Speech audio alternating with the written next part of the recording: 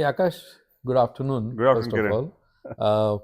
Uh, we are friends, but this is our viewers are watching here. Yeah, And we'll talk about AI, but I am reminded of something. Got this Mickey Mouse, and this Mickey Mouse is more than now it is about 39 years old. oh wow, okay. हैं? So उसकी नाक वाक थोड़ी खराब हुई है because one kid came and did that, and that was a time when AI was rule based driven, Yeah, right? Knowledge driven, expert systems to the life this Mickey Mouse has traveled to what AI has traveled, and today AI is different yeah, and सबको हिला दिया है. I mean, it sort of moved everybody around, yeah, right?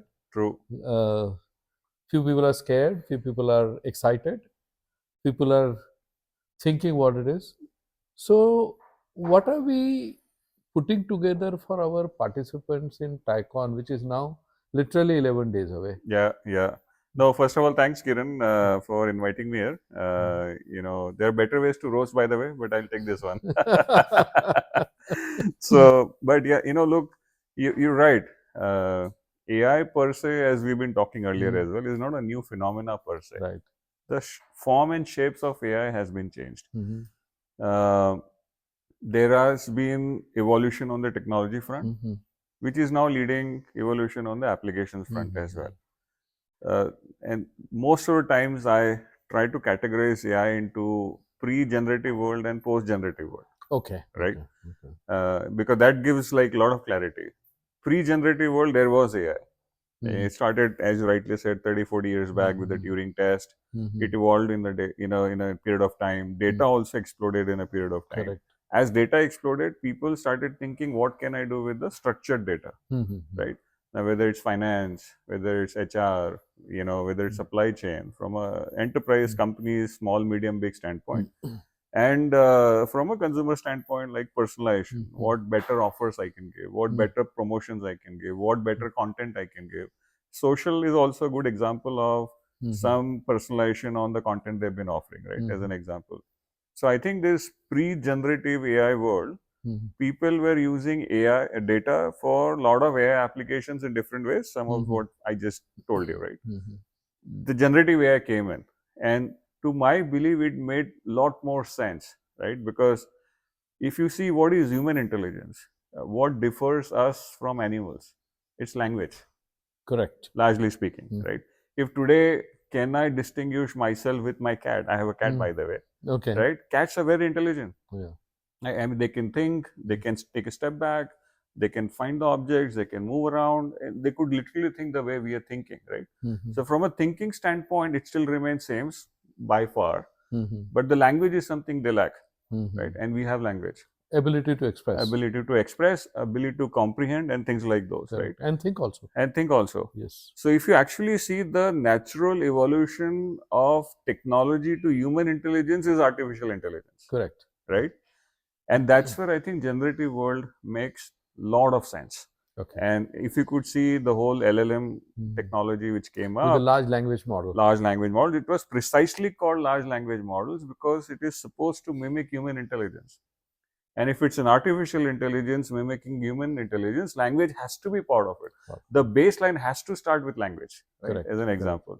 So I think generative AI came in. It made a lot of sense from a language standpoint. And when we say language, whether it's text, voice, and so on and so forth, obviously it got into multimodal. You got images, you got videos, because they are one or other way expressing humans, right? They have audio into it, they have videos into it, the movements into it, and so on and so forth, right? And you're absolutely right. The world of signal processing, Yeah, the world of image processing, yeah, the world of speech processing, correct. and speech to language. These areas have been developing quietly And from quite a while. Yeah. right. Like speech to text, if you look at Karan, I mean, Right. in our old ways, right? Right. I've been working, my career actually started on speech processing, by the way. Correct. Right? Correct. And it evolved into how do I do speech to text to speech, and so on and so forth. Correct.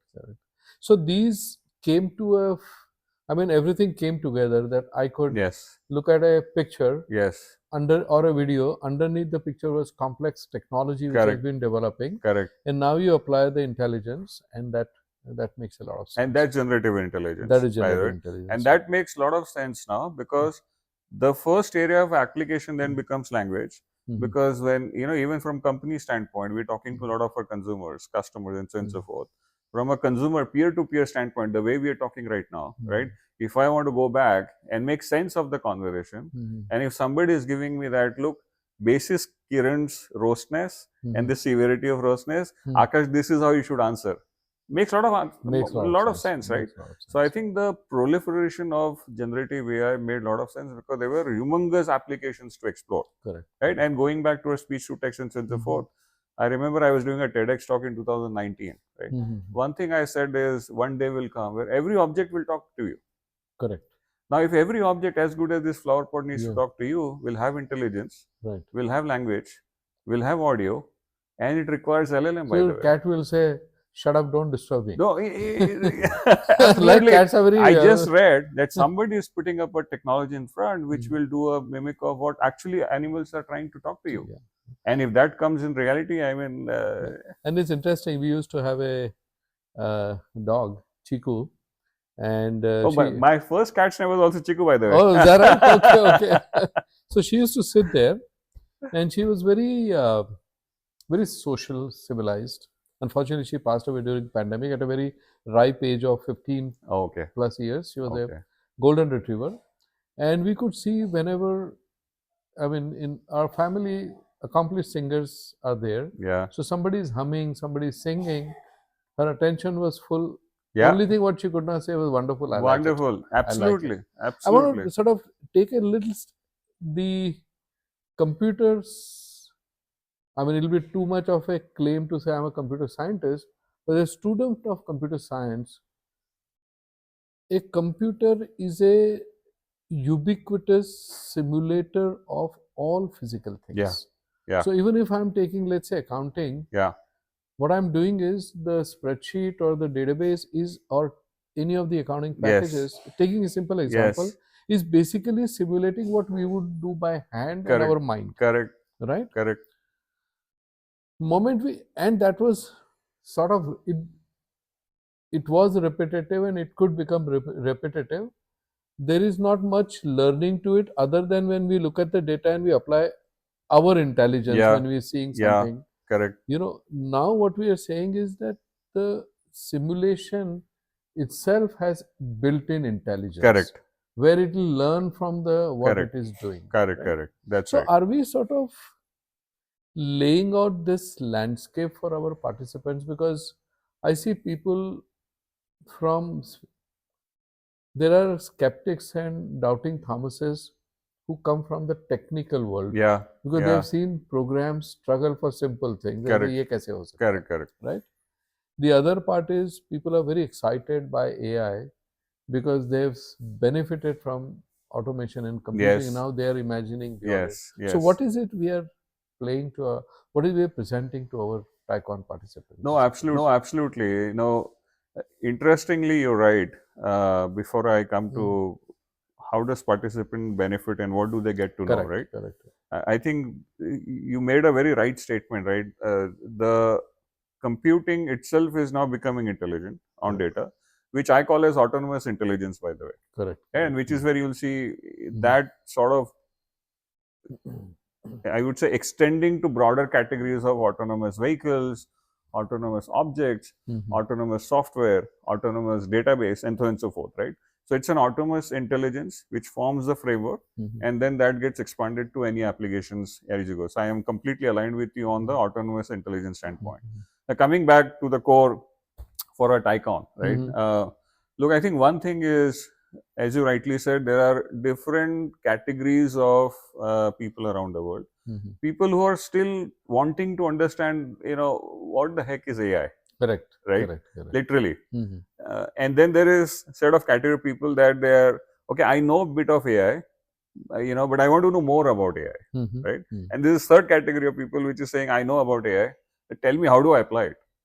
Okay. Right? And actually there's a fourth category of people, and which is what has come out in some of the research as well, that there are people who have adopted AI but don't know how to accelerate AI. Okay. right? Okay. So I think this what we're trying to do in Tycon is covering all the horizons of those four category of people. So we're bringing up a very solid state of the art AI talk, which will talk about what exactly is AI.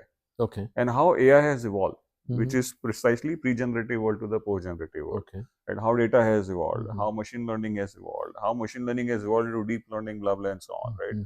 How AI itself has evolved from pre-LLM world to post-LLM world, and things like those. And DeepSeek is a good example, right? It went from supervised to a reinforcement learning.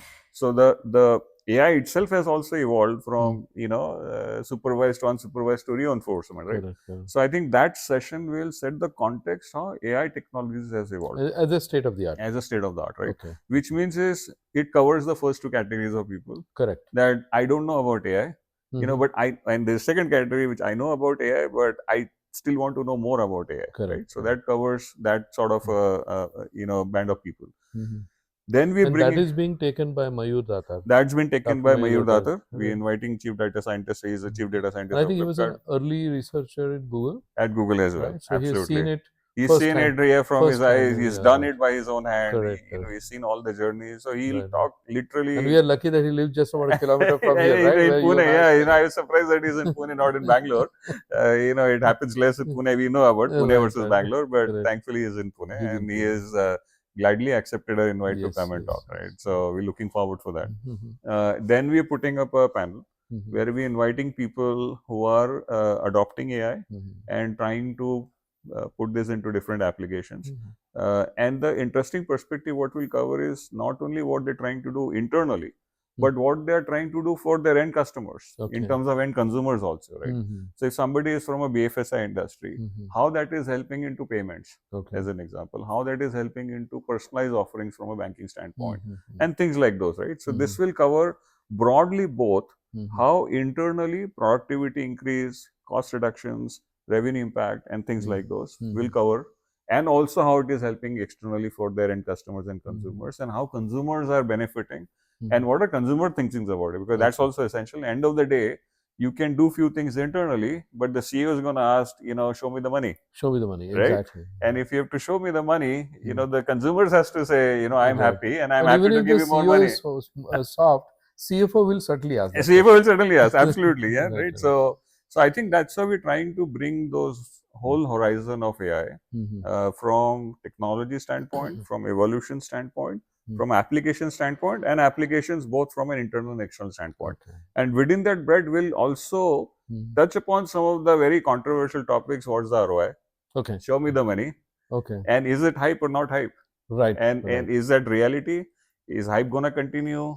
Is it gonna be more real, more forward? So we're gonna get more perspectives. I know we have our own views, right, but it's always good to hear to the have industry. more people. And I think you also have on the panel a CIO, Yes, a chief digital officer, yes, a senior executive who is quit, taken entrepreneurial Correct. route and is focusing on AI. correct. So it's a very diverse, Very diverse panel. panel Perfect. speakers we have. And then there is the third one, which I think Ganesh is moderating, is Yes, on the established C-level people and Correct. their perspective. and their right? perspective, Okay. right? Yeah, and how they're Wonderful, yeah. dealing with this whole headwind which is in AI, Correct. both internally and externally. Okay. So that they are, because they're also answerable to the board, Right, right? right, End of right. the day, so they're gonna put their own views, forward, and this, other CEOs can take part of it. Correct. Emerging entrepreneurs who are also CEOs of their own companies, they'll also get to know They from get those to know. CEOs. I think the what I'm seeing, what you have put together is, I'm a founder.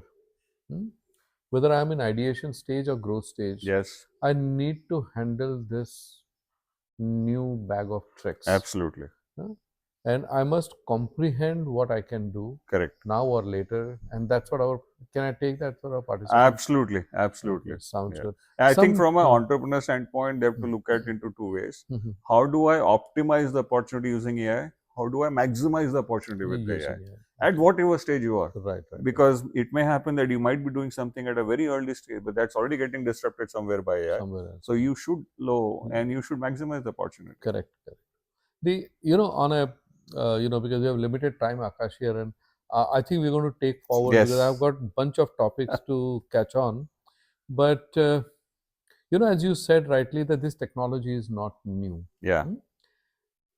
there are things like the current model, the machine learning model that is driven by AI.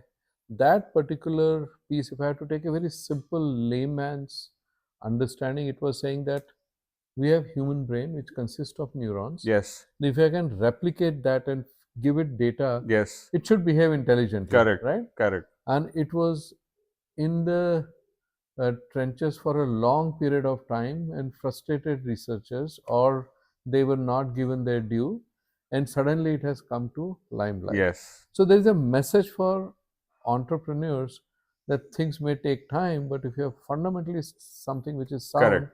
it will see its day sometime, Absolutely. right? Absolutely. I want to quote for you two things on a lighter note. Okay. You know, interestingly, that when I was in TCS in 1990, my CEO asked me to create an AI group.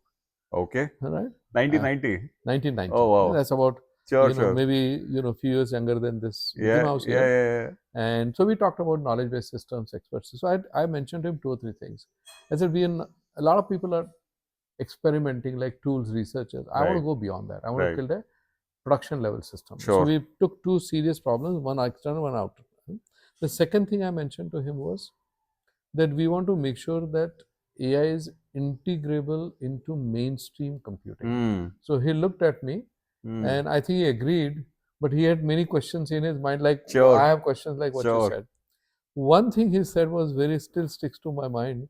While you build artificial intelligence, do not forget natural intelligence. Yeah. Yeah. Yeah. Yeah. Yeah. And down the line, you know, Ravi Nigam, our Right. charter member, Right. and Ravi is a very insightful person. Yes. You give him Absolutely. anything and he comes out with insights. Always. Yeah. So once we were driving, and he just commented, he said the role of technology starts reducing from data to information to knowledge, and it becomes very little when you get to wisdom. Mm. So in fact, the Mm. engineer in me has drawn a graph like that. Yeah.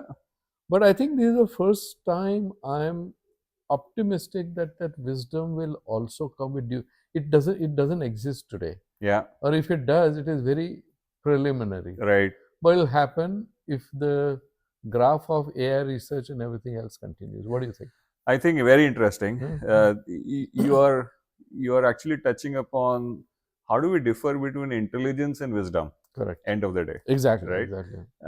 And I think at least for today, Mhm. what you call it is human in the loop, Mhm. right? So in all of this AI implementation across agent implementations, internally, externally, Mhm. human in the loop is a very important factor, Right. right? Which means is if you have deployed your AI for a certain task to be completed, for example, as good as you want a new agent from OpenAI to do travel booking on your behalf, right? Mhm. But even if you ask the agent to do travel booking on your behalf, you would want to see how that progress is happening, and would you want to make any modifications, and would you want to take some other decisions and give other inputs, Correct. which is exactly called as human in the loop, right? Mhm. So, Correct. which is where the wisdom comes in. Wisdom comes. Wisdom comes So in. humans will provide the wisdom. Look, why don't we end up there and put this as a separate topic in the next I podcast, think so. right? Absolutely. So There's so many topics. yeah, Akash, I thank you for your this thing. We're very excited. pleasure. You know, those of you who are viewing this podcast, do register for Tycon.